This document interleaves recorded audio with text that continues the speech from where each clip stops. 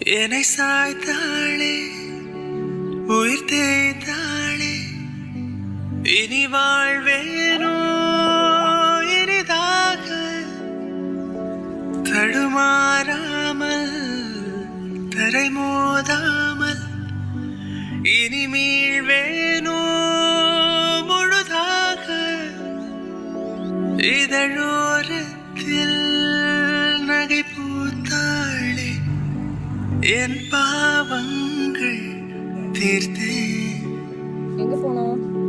மழையீரத்தில் நனையாமல் வெளியேறத்தான் பார்த்தேன்.